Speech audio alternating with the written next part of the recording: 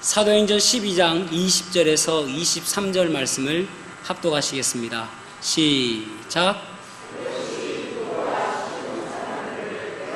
묘하니 그들의 지방이 왕국에서 나는 양식을 먹는 까닭에 한 마음으로 그에게 나와 왕의 침소 맡은 신하 블라스도를 설득하여 화목하기를 청한지라. 헤롯이 나를 택하여 왕복을 입고 단상에 앉아 백성에게 연설하니 백성들이 크게 부르되 이것은 신의 소리요 사람의 소리가 아니라 하거늘 헤롯이 영광을 하나님께로 돌리지 아니하므로 주의 사자가 곧 친히 벌레에게 먹혀 죽으리라. 아멘. 착석하시겠습니다.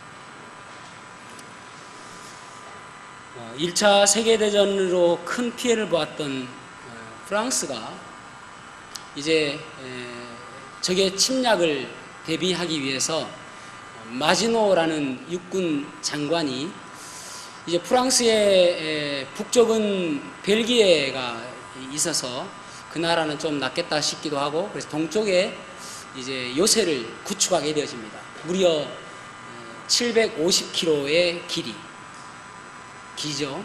여기서 서울은 뭐 한 400이 안 되니까요. 길지 않습니까? 750km의 길이를 거기에 요새를 44개를 만들고요. 또 포를 쏠 수 있는 진지도 만들고요. 또 지하 통로도 만들고요. 무려 10년간에 걸쳐서 그렇게 요새를 만들어 놓습니다. 그런데 세계 제2차 대전 때에 독일의 히틀러가 그것으로 오지 않습니다. 그것은 요새이기 때문에 도저히 침공할 수 없다는 것을 잘 알고 있는 히틀러가 벨기에를 먼저 함락하고 그리고 프랑스로 넘어오게 되줍니다. 그 요새를 일컬어서 마지노선이다라고 이야기합니다. 오늘날 마지노선의 사전적 의미는 최후 방어의 선, 넘지 말아야 될 선, 그렇게 우리가 이해하고 있습니다. 오늘 저는 설교 말씀을 준비하면서 어떤 제목으로 할 것인가를 무척 고민하다가 마지노선이라는 제목으로 말씀을 준비했습니다. 우리가 신앙생활하면서 정말 넘지 말아야 될 것이 무엇인가, 이것만큼은 우리가 넘지 말아야 될 텐데 하는 마음으로 마지노선이라는 그런 제목으로 말씀을 준비했습니다. 저와 여러분이 이 말씀을 통해서 넘지 말아야 될 선이 무엇인지를 깨닫게 되어지는 그런 귀한 시간이 되기를 축복합니다. 첫 번째로는 교만한 마음을 버려야 됨을 알 수가 있습니다. 여기 사도행전 12장 21절에서 23절 말씀을 보면은 방금 읽었던 부분인데, 지난주에 보았던 것처럼 헤롯은 유대인들이 원하는 야고보를 그는 죽였습니다. 그리고 나서 베드로까지 죽이기 위해서 감옥에 가두었습니다. 왜냐하면 6월절이고 또 6월절과 연결돼서 7일 동안은 무교절을 지내기 때문에 그때를 피해서 죽이려고 감옥에 가두었습니다.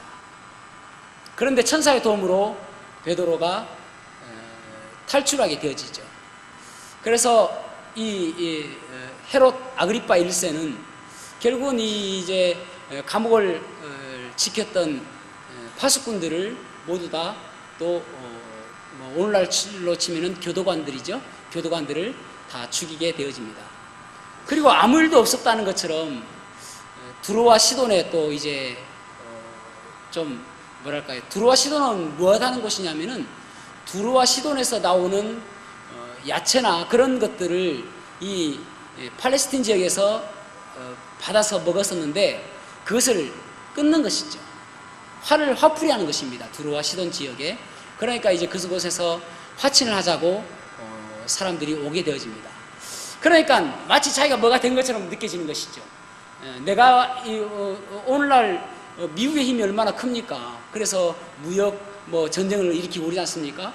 똑같은 것이죠. 그래서 헤롯이 마치 자기가 무엇이 된 것처럼 그렇게 생각하고 있는 것이죠. 그리고 나서 이제 가이사랴로 가게 되어지는데, 왜 가이사랴로 갔냐면은 요세푸스의 글에 보면은 그때 이제 로마의 황제였던 글라우디오가 이제 전쟁에서 승리하고 오기 때문에 그것을 이제 뭡니까? 자꾸 이제라는 말이 자꾸 나오지? 습관적으로 되버렸네. 예, 글라우디오가 오기 때문에 그 글라우디오 오는 것을 환영하는 그러한 잔치를 하기 때문에 가이사랴로 갔다라고 말씀하고 있습니다. 기록하고 있습니다. 그러니까 그곳에 가가지고 이제 또 이제다. 큰일 났네. 그곳에 가가지고 옷은 도포를 뭐 입냐면은 은색 실로 짠 도포를 입고 사람들 앞에서 단상에서 이야기를 하고 있는 거예요. 여러분 생각해 보시기 바랍니다. 제가 은색 딱 도포를 입고 여기는 지금 실내잖아요. 실외에서 딱 여러분 앞에 서 있으면은 이야 진짜 멋있지 않겠습니까? 막 빛이 반짝반짝반짝 빛나고 은색이니까요. 그러면 막 사람들이 볼 때 야 저게 신인가 할 정도로, 그러니까 헤롯이 한마디만 하면은 막 어우 신의 소리다 그렇게 이야기하니까 얼마나 뿌듯하겠습니까? 사람들이 칭찬해주고 있는 것이죠. 야 정말 대단한 사람이다, 너는 우리의 마치 신과 같다라고 이야기하는 것이죠. 그런데 여러분 주목해서 보아야 될 것이 무엇이냐면 그 칭찬으로 인하여 헤롯은 죽었다는 것입니다. 본문의 말씀에 보면 정확하게 기록하고 있는 것이 하나님께 영광을 돌리지 아니하였으므로 죽었다라고 말씀하고 있습니다. 야고보를 죽였을 때도 하나님께서는 그를 치지 않으셨습니다. 베드로를 옥에 가두었을 때도 하나님께서는 그를 치지 않으셨습니다. 단지 그가 하나님께 영광을 돌리지 않았을 때 사람들이 이 사람은 신의 소리다라고 이야기한 그 칭찬을 바라보고 그 칭찬 앞에서 그가 하나님께 영광을 돌리지 않았기 때문에 그는 죽었다라고, 벌레에 먹어 죽었다라고, 오늘날로 치면은 바이러스에 감염돼서 죽었다라고 그렇게 성경은 기록하고 있는 것입니다. 존 파이퍼 목사님의 그 블로거가 desiringgod.org입니다. 거기에 보면은 이제 그 편집장이 마샬 시걸이라는 분인데, 이 마샬 시걸이라는 분이 칼럼을 썼어요. 뭐라는 칼럼 제목이 무엇이냐면은 교만이 당신을 죽이기 전에 당신이 교만을 죽이시오. 다시 한번요. 교만이 당신을 죽이기 전에 당신이 교만을 죽이시오라는 칼럼을 썼습니다. 결국은 헤롯이 이 죽은 것도 교만 때문에 죽은 것이죠. 교만은 패망의 선봉이요 넘어짐의 앞잡이라고 이야기하고 있지 않습니까? 결국은 교만 때문에 죽은 것이죠. 하나님께서는 사람을 피조물로 창조하셨는데, 창조하시고 하나님께서는 우리와 교제하기를 원하시고 그러기 위해서 하나님께서 창조하셨거든요. 그런데 사단은 사람을 꼬실 때에, 유혹할 때 뭐라고 꼬시냐면 Be like God, 하나님처럼 너는 될 것이다. 이 선악과를 먹으면은 하나님처럼 될 것이다. 네가 피조물이 아니라 네가 스스로 뭔가 할 수 있고 뭔가 네가 할 수 있는 그 모든 것들이 네가 결정할 수 있다. 마치 하나님처럼. 그것으로 유혹한다니까요. 결국 그것이 교만이죠. 여러분, 우리가 사람들에게서 오는 칭찬과 긍정적인 것들에 대해서 그것 자체를 바라보고 내가 되씹고 또 밤잠을 설치하면서 야 내가 그런 사람이구나 하는 것이 교만이라니까요. 겸손이라는 것은 무엇인지 아십니까? 겸손은 나에게 오는 긍정적인 그런 이야기들을 거절하는 것이 겸손이 아니라 그것을 내가 부정하지 않는 것, 내가 가로채는 것, 나에게 오는 칭찬을 내가 가로채는 것, 그것이 교만이라니까요. 이 헤롯과 반대되는 사람이 누구냐면은 그 사도 바울입니다. 사도 바울은 사도행전 14장에 보면은 루스드라에서 안진뱅이를 예수 그리스도 이름으로 일으킵니다. 그러니까 그곳에 많은 사람들이 뭐라고 이야기하냐면은 이 사람은 사람의 모습을 입고 온 신이다 그렇게 이야기합니다. 그러니까 바울이 어떻게 하는지 아십니까? 당신은 하나님인데 사람의 모습을 입고 왔다라는 그 이야기를 듣자마자 옷을 찢습니다. 나는 그런 사람이 아닙니다. 나는 당신들과 똑같은 성정을 가진 사람입니다. 단지 이렇게 하는 것은 당신들이 하나님께로 돌아오게 하기 위함입니다 라고 이야기합니다. 바울사도는 언제나 나의 나 된 것은 하나님의 은혜라고 이야기하죠. 이것이 겸손이죠. 가르치지 않는 겁니다. 나에게 오는 긍정적인 이야기들을 내가 가르치지 않는 거예요. 제가 이 말씀을 준비하면서 이러한 찬양을 준비를 했는데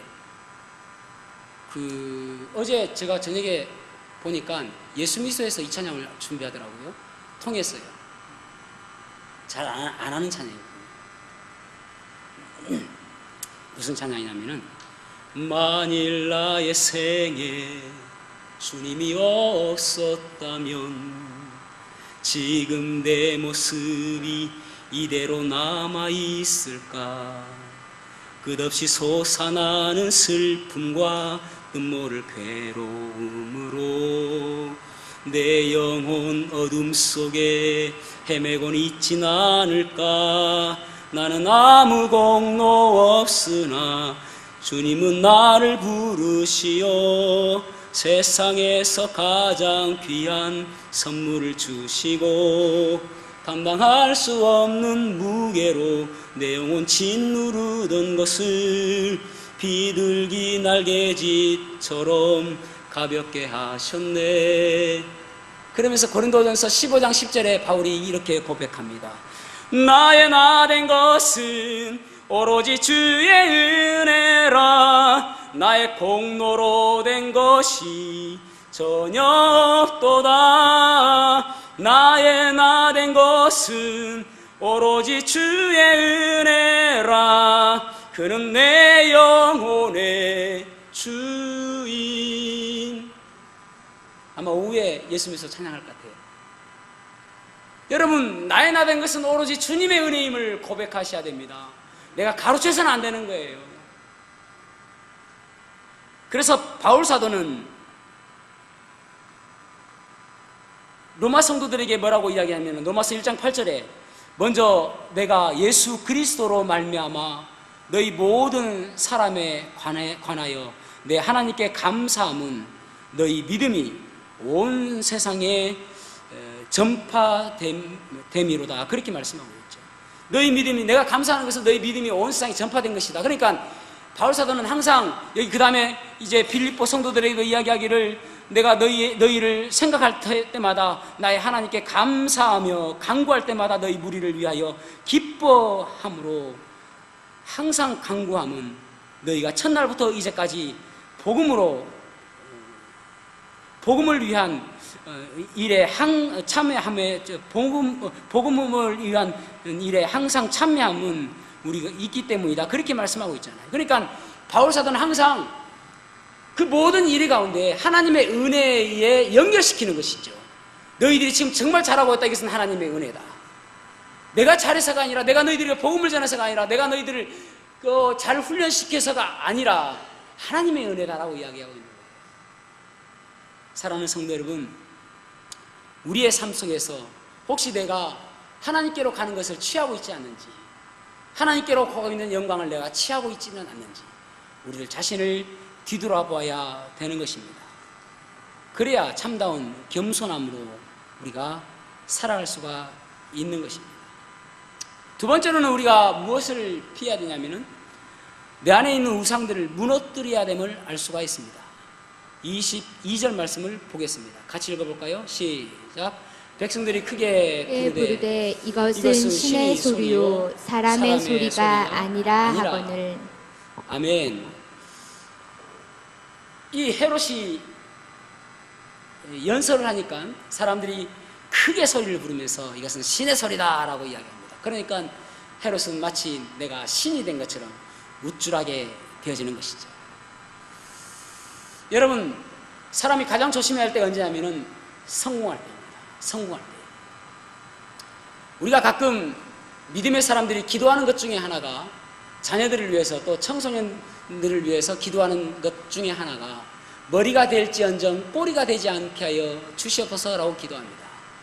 이 가운데 청년들이 간혹 그러죠. 나는 언제 머리가 될 것인가 하는 자괴감 때문에 괴로워하는 청년들도 있고, 내 어머니의 기도가 항상 나는 머리가 될 것이라고 했으니까 언젠가는 나는 머리가 될 것이라는 그런 소망 가운데 살아가는 청년들, 청소년들이 있을 수 있습니다. 그런데 여러분, 그렇게 기도하는 것보다는 머리가 될지언정 꼬리가 되지 않게 해달라고 기도하는 것이 보다 더 중요한 것이 무엇이냐면은, 머리가 되었을 때에 어떤 머리가 될 것인가, 성공했을 때 어떤 그 성공으로 무엇을 할 것인가, 힘을 얻었을 때에 내가 그 무엇을, 내 자녀가 무엇을 할 것인가, 똑똑해졌을 때에 또 목표를 달성했을 때에 무엇이 될 것인가를 기도해야 되죠. 그게 더 중요한 것입니다. 머리가 되어가지고 무엇을 할 것인지를 기도하지 않잖아요.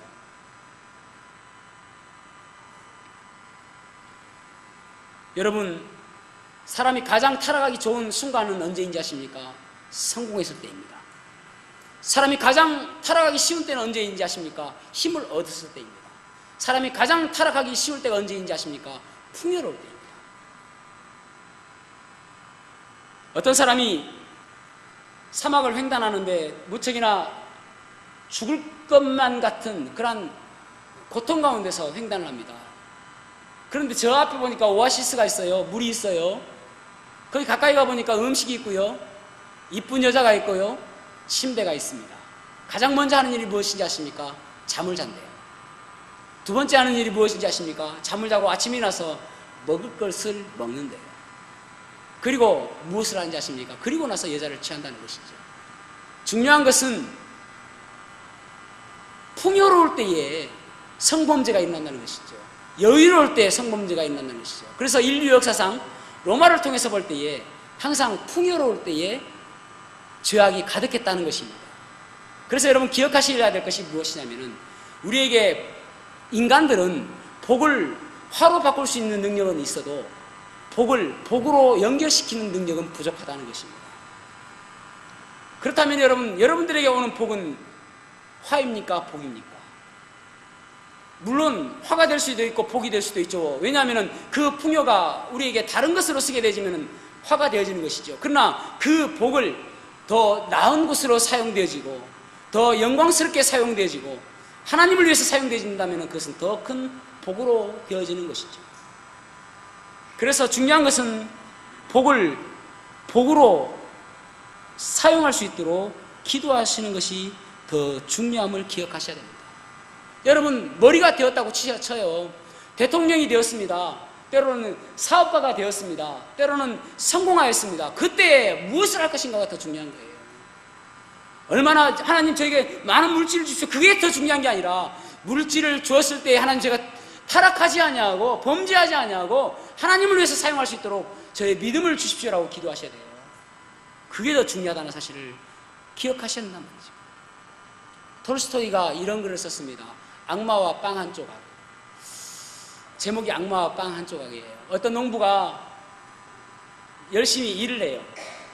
그리고 나서 점심을 그늘진 곳에 가서 먹는데, 그 점심은 무엇이냐면 빵 한 조각과 물을 먹는 것이 그 사람의 점심입니다. 그런데 어느 날 열심히 일을 하고 그늘진 곳에 가보니까 자기가 두었던 빵이 없어진 거예요. 그러니까 이 농부가 맹물을 마시면서 그렇게 기도하는 것입니다. 하나님, 누군가가 얼마나 배가 고팠으면 이 빵을 가져갔겠습니까? 용서해 주시고 그 사람 배부르게 먹을 수 있도록, 건강할 수 있도록 도와주십시오. 그렇게 기도하더라는 것입니다. 그러니까 이 악마가 볼 때 진짜 희한한 거예요. 뭔가 죄를 지을 줄 알았는데. 그래서 이제 악마 대장에게 물어봤습니다. 나는 빵을 사실 빵을 내가 살짝 훔쳐왔는데 농부가 욕하고 범죄할 줄 알았는데 저런 기도를 하더라는 것이죠. 그러니까 악마 대장이 뭐라고 이야기하냐면, 아이고, 야, 너 그래가지고 악마짓 하겠느냐, 삘빵아. 내가 하는 거 잘 봐라. 그런데 보니까 이 농부가 수확이 잘 되어지고요, 다른 사람들은 다 이렇게 가물고 또 흉년인데 이 사람만은 계속 풍년인 거예요. 그리고 풍년이니까 이 사람이 무엇을 생각하냐면은 잔치를 벌이기 시작하고, 또 여유가 있으니까 술을 담고, 그러면서 술을 먹으니까 그 마음속에 있는 개가 나오고 소가 나오고 여러 가지가 막 나오는 거예요. 그러면서 이 사람이 타락하다라는 거죠. 그래서 이제 악마 쫄병이 악마 대장에게 물어봤습니다. 아니, 어떻게 해서 저렇게 타락하게 만들었죠? 그러니까 악마 대장이 하는 이야기가, 내가 한 것이라고는 조금 더 그 사람에게 주었을 뿐이다라는 거예요. 풍요롭게 자기가 수고한 것보다 조금 더 주었을 뿐인데 결국은 그것이 그 사람을 타락하게 만들더라는 것입니다. 여러분, 결국은 우리가 주의해야 될 것은 무엇이냐면은, 내가 성공할 때 정말 두려워해야 됩니다. 내가 부흥하고 있고 내가 잘하고 있을 때 두려워한다는 것이죠. 그래서 제일 우리가 조심해야 될 것이 부흥하고 있을 때, 성공할 때. 여러분, 예를 들어 보시기 바랍니다. 제가 여기서 우리 성도들이, 우리 교회가 한 5천 명으로 불어났어요. 생각하면 기분 좋죠? 예. 그런데 이제 제가 조그마한 실수를 했단 말이에요. 그러면은 그것이 덮어지는 것이죠. 왜냐하면은 그 성공이 있었으니까. 그 정도는 좀 덮어두자. 아니, 그래도 그렇게 부흥시켰지 않느냐. 덮어지잖아요.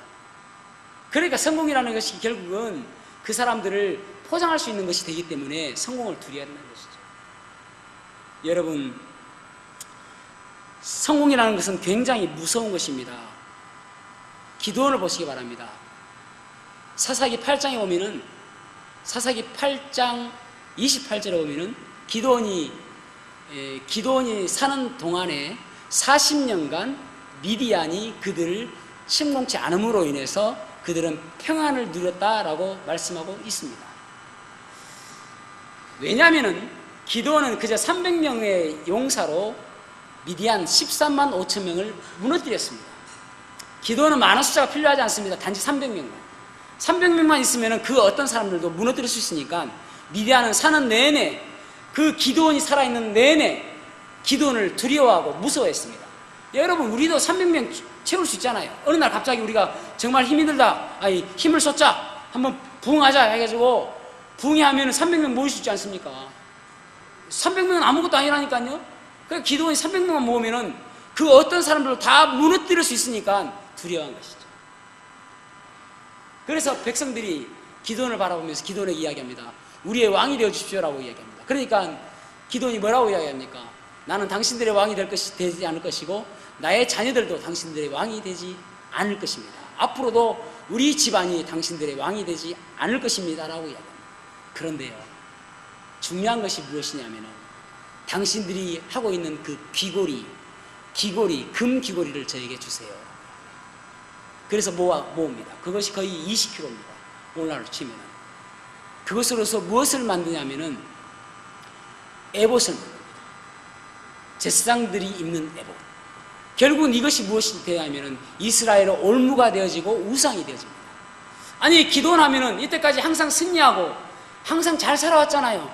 근데 기도원이 그것이 우상이 된 이유가 무엇이냐면은 결국은 기도원은 기도하지 않았기 때문에. 성공했을 때 기도하지 않냐고. 성공했을 때 마치 내가 잘나서 한 것처럼, 아니, 하나님께서 부흥시켜 주시고 하나님께서 성공하게 해주셨다면은 하나님께 순종해야 되죠. 하나님께 기도해야 되죠. 하나님께 나가야 되잖아요. 그런데 어느 순간부터 그렇게 귀찮게 하나님께 기도하였던 그 기도원이, 하나님 나아갈까요? 하나님 이렇게 할까요? 하나님 어떻게 하면 좋겠습니까? 날마다 물어봤던 그 기도원이 어느 순간 기도가 잊어버리니까 그것이 우상이 되어서 돌아오더란 말이에요.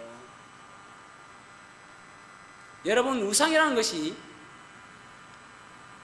뭐 부처와 같은 그런 상만이 우상입니까? 우상은요, 하나님 외에 다른 것은 모두가 다 우상입니다. 때로는 우리의 헌금이 우상이 될 수 있습니다. 그것이 하나님께 영광 돌리지 않냐고 내가 나타날 때에 그것이 우상이 될 수 있고요. 예배를 드리는 것도 우상이 될 수 있고요. 내가 나타나면 우상이 되는 것이죠. 설교하는 저도 제가 나타나지고 예수님이 나타나지 아니하면은 제가 우상이 될 수가 있는 것이죠. 누구든지 내가 나타나는 것은 우상이 될 수가 있는 것입니다. 기도는 기도하지 않은 그때부터 우상이 되지는 거예요. 성공했을 때에 바로 그것을 조심해야 되는 것입니다. 다윗 보세요. 다윗은요, BC 1040년에 태어났습니다. 그리고 BC 1010년에 그가 왕이 됐습니다. 30세에 왕이 됐으니까요. 그리고 40년간 통치하죠. 그래서 BC 970년에 죽게 되어집니다. BC 970년에 솔로몬이 왕이 되었죠. 그리고 BC 991년에 범죄하게 되어지고 BC 990년에 솔로몬을 낳게 되집니다. 그러니까 BC 990년에 솔로몬이 나왔을 때가 50세고요. 그가 범죄했을 때가 49세입니다. 그러면은 49세 때 그 이전까지만 해도 얼마나 다윗이 하나님께 물어봤습니까? 얼마나 하나님께 나아갔습니까? 그런데 아니 사무엘상 30장에 보면은 아말렉이 시글락을 쳐들어와가지고 그들의 집을 다 불태우고 그들의 아내와 그들의 자녀들을 다 데려갔잖아요. 그때 많은 사람들이 땅에 털썩 주저앉아서 눈물 지으며 원망하며 다윗을 돌로 치료했을 때에 다윗은 어떻게 합니까? 하나님께 기도하잖아요. 하나님 제가 쫓아갈까요? 그러면은 미치겠습니까? 라고 물어봅니다. 하나님께서 쫓아가라! 그래서 쫓아가잖아요. 그래서 그들에게 다 모든 것을 빼앗아 오지 않습니까? 다시 되찾아오잖아요. 다윗은 그렇게 기도의 사람이었습니다. 그런데 가늠하는 그 여인을 바라봤을 때 그는 기도하지 않아요. 기도하지 아니하니까 결국은 자기 마음대로 행동하게 되어지고 그것이 올무가 되어지고 그것이 범죄가 되어지잖아요. 결국은 여러분 우리가 성공했을 때 가장 먼저 해야 될 것이 무엇이냐면 하나님 이거 해도 됩니까? 라고 물어봐야 되는 것이죠. 그렇지 않으면 그것이 무상이 된다니까요. 하나님 이렇게 나가도 되겠습니까? 이렇게 해도 되겠습니까? 라고 하지 않는다면 우상이 되어진다니까요. 헤롯이 그가 신의 소리라고 이야기하고 많은 사람들 치켜 세울 때에 박수 쳤을 때에 하나님 제가 저 긍정적인 이야기들을 제가 다 받아도 되겠습니까? 라고 기도해야 되죠. 기도하지 않으니까 그는 죽게 되는 것이죠. 자기가 우상되지. 여러분 주의 있게 생각하셔야 돼요. 내가 지금 우상처럼 받들고 있는 것이 무엇인가? 내가 지금 붙들고 있는 것이 무엇인가? 내가 지금 하나님보다 더 앞서고 있는 것이 무엇인가? 때로는 자식이 될 수 있고 때로는 돈이 될 수 있고 때로는 내가 정말 중요하게 생각하는 그 어떤 것이 될 수 있는 것이죠. 그 우상 버리지 않으면요 하나님께 쓰임받을 수 없어요. 어떤 사람은 지식 그것이 우상이 될 수도 있어요. 어떤 사람은 건강요. 건강 주셨으면 그 건강으로 무엇을 할 것인가 기도해야 되죠. 그러지 않냐고 그 건강을 위해서 살아간다면 그것이 우상이 되는 것이죠. 그거 여러분 조심하셔야 됩니다. 사랑하는 성도 여러분, 지금 나와 하나님과의 관계 속에서 나를 하나님으로부터 멀리 하고 있는 것이 무엇인지 생각해 보시기를 바랍니다. 저는 어떤 찬양이든 어떤 노래든 간에 가사를 참 중요하게 생각합니다. 왜냐하면 멜로디보다 더 가사가 중요한 것은 가사를 통해서 우리에게 전하는 메시지가 있기 때문에 그렇습니다. 제가 싫어하는 노래 가운데 하나가 조율 한번 해주세요입니다. 조율 한번 해주세요. 그 가사를 그 노래야 원래 이제 한영애 씨가 불렀죠. 원래 한영애 씨가 원래 불렀던 사람입니다. 그러다가 이제 나는 가수다에서 JK 김동욱 씨가 그 노래를 불러서 유명해졌습니다. 그리고 이제 JK 김동욱 씨가 어디를 가든지 간에 마치 자기의 노래인 것처럼 그 노래를 많이 부릅니다. 걸쭉한 목소리, 잠자던 이렇게 하죠. 근데 가사를 보면은 잠자는 하늘이시여 이제 일어나 예전에 하늘빛 이제 조율 한번 해주세요. 하늘빛으로 조율 한번 해주세요. 그러니까 지금 하나님은 잠자고 있고 마치 하나님이 살아계시지 않는 것처럼 지금 그렇게 돼 있다는 거예요. 그래서 이 세상 속에서 하나님 살아계시다면은 튜닝 해주세요. 조율해 주세요. 살아계심을 증명해 보여주세요. 그런 의미의 가사죠. 여러분 지금도 하나님 살아계셔서 조율하고 계시는 분이십니다. 하나님의 섭리와 주권과 허용하심으로 지금도 튜닝하고 계십니다. 제 인생도 그렇고요. 그런데 여러분 조율을 세게 하면은 죽습니다.